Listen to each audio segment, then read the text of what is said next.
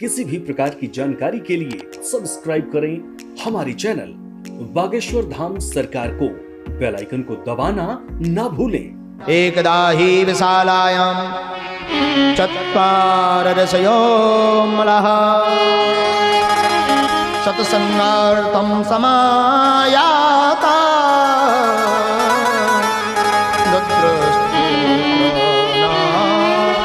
नारदम्। विशालापुरी नाम बद्रीनाथ भगवान। बोलो बद्रीनाथ भगवान की जय हो। एक बार बद्रीनाथ भगवान में चारों कुमार घूम रहे थे। सनकादिक भैया सनत सनंदन सनातन सनत कुमार बोले आए किस लिए थे? सत्संगार्थम, सत्संग करने के लिए ही आए हुए थे। अरे महाराज इतने लोगों को छोड़ करके इस लोक में सत्संग क्यों करने घूम रहे हैं? ध्यान से सुनना, सत्संग मृत्यु लोक में ही प्राप्त होता है। इस लोक का नाम क्या है? बोले मृत्यु लोक। और जगह सत्संग नहीं मिलने वाला। आप स्वर्ग जाओ कहो भाई हमें बागेश्वर वाले महाराज जी की भागवत सुननी है, मंच लग जाएगा क्या? असंभव। आप कहो हमें फलाने व्यास जी की राम कथा सुननी है, हो जाएगी व्यवस्था? नहीं, बिल्कुल नहीं।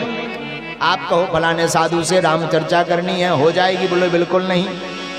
बोले क्यों? बोले एक लोक ही है जहां सत्संग हो जाता है। वो कौन सा है? जहां हम आप सभी विराजमान हैं। इसलिए भैया जीते जी कर लो, मरने के बाद नहीं मिलने वाला है। बोलो राधे राधे राधे राधे। कितना भी प्रयास करो मरने के बाद सत्संग नहीं मिलेगा। जीते जी भगवान की चर्चा को गालो। चारों कुमार घूम रहे थे। इतने में अचानक से नारद जी को देखा। नारद जी जैसे ही मिले तो चारों भाई तो बड़े प्रसन्नचित्त हुए। अरे भैया नारद आप मिल गए। पर नारद जी तो मुंह लटकाए हुए खड़े हैं। प्रणाम तो किया, वंदन तो किया, पर मुंह लटका करके खड़े हो गए। अब चारों भाई पूछने लगे, अरे नारद जी आप मुंह लटकाए क्यों खड़े हैं? हाँ? कथम ब्रह्मण दीन मुखा, अपना मुंह लटकाए तुम क्यों खड़े हुए हो? तुम्हारी कौन सी चोरी हो गई? कौन सा जेवरात चला गया? कौन सी इज्जत चली गई? अरे तुम तो साधु भी ऐसे हो कि अपने लिए एक झोपड़ी भी नहीं बनाई हुई है रहने के लिए, और तुम टेंशन में खड़े हुए हो। अच्छा तुम ही चिंता में खड़े रहोगे तो संसारियों का क्या होगा महाराज? साधु ही चिंता करने लगेंगे तो गृहस्थियों का क्या होगा? गृहस्थियों पर जब आफत आती है तो साधु के पास जाते हैं, महाराज बड़े लफड़े में फंस गए, कृपा कर दीजिए। हा?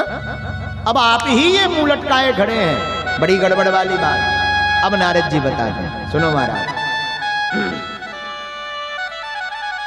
कुछ मत पूछो, हमारे साथ बड़ी विचित्रता हुई। अरे विचित्रता क्या हो गई? कौन सा धन चला गया? हा? कौन सा धन चला गया? क्यों? बोले साधुओं का तो धन एक ही है। हमारो धन राधा श्री राधा श्री राधा परम धन राधा राधा राधा राधा राधा रसिको धन राधा राधा राधा राधा राधा हमारो धन राधा श्री राधा श्री राधा। नारद जी संतों का तो परम धन ही हरिनाम संकीर्तन है। घटवे से घट ये नहीं, चोर न चोरी हो। घटता भी नहीं है, चोरी होती भी नहीं है। भाई न बांटे नाम को, बंटवारा में सब कुछ हो सकता है पर भाई एक चीज नहीं बांट सकता, राधा नाम धन हो। अगर जीवन में राधा नाम धन होए तो ना तो चोर चोरी कर सकता, ना भाई बांट सकता है, ना कोई झीना झपटी कर सकता, ना कोई ईर्षा कर सकता। वरना सबसे ज्यादा पड़ोसियों को ज्यादा लोग खलते हैं। अरे कल तक तो ये फटी हालत में था, आज इसने गाड़ी ले ली। अरे भाई तू भी ले ले, तुझे क्या दिक्कत है? लेकिन आदमी बड़ा खतरनाक होता, देख न सकहीं पराई विभूति दूसरों की प्रभुता महिमा देख ही नहीं सकते हैं, खुद नहीं करना चाहते पर दूसरों को भी नहीं देखना चाहते। अरे भाई उसने ले लिया तू उससे डबल ले ले, 2 गाड़ी टिका पर कर तो कुछ। नारद जी से चारों सनत कुमार कहते हैं महाराज कथम ब्रह्मण दीन मुखा, मुंह लटकाए क्यों खड़े हैं। अब तक नारद जी चुप थे, अब बोले ज्येष्ठ भ्राता पितृ समा, जेठा भाई पिता के समान होता है। तो वंदन किया, प्रणाम किया। बोले महाराज हम इस लोक में भक्ति की भावना को जानने के लिए, सत्संग करने के लिए, संतों का आशीर्वाद पाने के लिए आए हुए थे। मिला? अरे कहाँ मिला महाराज। पुष्करम च प्रयागम च, पुष्कर गए, प्रयाग गए, काशीम गोदावरी तथा हरिक्षेत्रम कुरुक्षेत्रम श्रीरंगम सेतु बंधनम। जगह जगह गए पर कहीं भी भगवान की भक्ति का, भाव का सत्संग प्राप्त नहीं भैया। बोले क्यों नहीं भैया? बोले महाराज कलयुग इतना खतरनाक हो गया कि लोग कहते कुछ और है, निकलते अंदर से कुछ और है। बोले मतलब? बोले हमने सोचा चलो भाई सत्संग करें, साधुओं के पास जाया जाए। साधु भी बड़े विचित्र कलयुग के। पहले जितना साधु फक्कड़ हुआ करता था, बीतराग हुआ करता था, उतना सिद्ध माना जाता था। आजकल जितना वैभवशाली हो उतना सिद्ध माना जाता है। 8-10 राइफलें लगी हो, 10-20 फॉर्च्यूनर चल रही हो आगे पाछे, अरे महाराज बड़े पहुंचे भय हैं। हाँ, बड़ा विचित्र जमाना। तो बोले महाराज हमने सोचा चलो फक्कड़ों के पास चलते हैं, पर कलयुग की कौतुकता, कली कौतुक तात न जात के।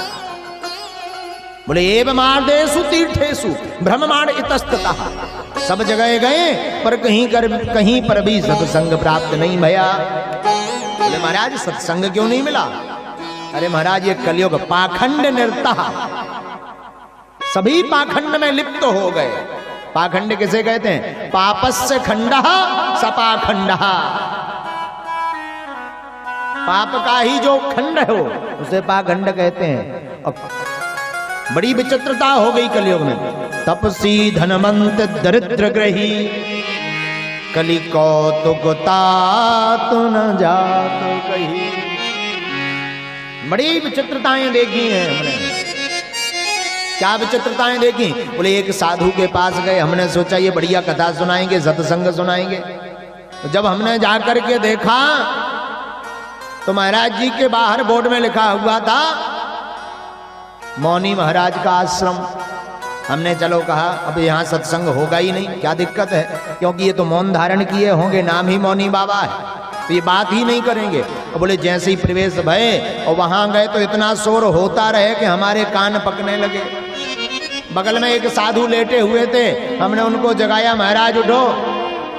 बोले हुआ क्या? बोले महाराज हम तो यहाँ सत्संग करने आए थे, यहाँ तो बड़ी किचकिच मची हुई है, कारण क्या है? अरे बोले भैया ये मौनी बाबा का आश्रम है, यहाँ ऐसे ही होता है। अब नारद जी चिंता में पड़ गए, हे भगवान नाम मौनी बाबा, साउंड शोर इतना कि अपने डेसिबल से ऊपर जा रहा है। नारद जी भग लिए वहां से। नारद जी बोले भैया हम दूसरे साधु के पास पहुंचे, दूसरे आश्रम पहुंचे तो 12-13 मंजिल बढ़िया पक्का मकान बना हुआ था, आश्रम बना हुआ था, बाहर बढ़िया लिखा हुआ था। हमने देखा, हम बड़े चकाचौंध में पड़ गए, भाई बड़ा सुंदर स्थान बना है।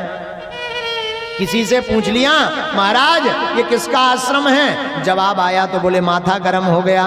बोले जवाब में आया ये त्यागी जी महाराज का आश्रम है, नाम त्यागी जी, 12 मंजिला बनाए हुए बैठे हैं, 4 गाड़ी बाहर रखे हुए हैं। अब तो चित्त हमारा भंग होने लगा। तो नारद जी कहते भैया फिर भाग लिया हमने, सोचा कोई तीसरे महात्मा बढ़िया से मिलेंगे। एक जगह गए तो मंदिर के बाहर, आश्रम के बाहर 12-13 भगवान रंग के कपड़े सूख रहे थे, और एक तरफ 2 तरफ 3 तरफ 13 जोड़ी सूख रहे थे। हमने देखा तो हम भी घबरा गए, एक से कपड़े इतने सारे कौन भाई पहनता है? ये कहीं जो है सीधा आश्रम के सबके कपड़े तो नहीं हाथ धुले हैं, आज शायद धुलाई दिवस हो। लेकिन जवाब हमने जैसे ही सुना तो हमें गस्त आ गया। नारद जी से पूछा भाई जवाब क्या मिला?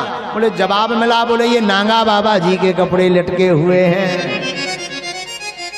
नारद जी बोले अब तो भाई बड़ा खतरा है, इनके यहाँ भी सत्संग नहीं होगा, नाम नांगा बाबा और कपड़े इतने रखे हुए हैं कि 2-4 गांव पहन करके रह जाएगा। नारद जी कहते हमने वहां से भी टिकट कटवा दी, सोचा आगे जाया जाए। तो 10-12 बच्चे छोटे छोटे बढ़िया तिलक लगाए हुए, यज्ञोपवीत धारण किए हुए, बड़े मुस्कुराते हुए घूम रहे थे। बड़े सुंदर बालक देखे, हमने कहा क्या ब्राह्मणों के बालक हैं, बड़े सुंदर लग रहे हैं। पूछ लिया बेटा तुम्हारे पिताजी कौन हैं? नारद जी कहते जैसे ही जवाब सुना तो हमारी तो बुद्धि भंग हो गई। बच्चों ने जवाब दिया हमारे पिताजी का नाम ब्रह्मचारी जी महाराज है। बताओ भाई नाम ब्रह्मचारी जी, एक करके टीम खुद तैयार किए हुए बैठे हैं।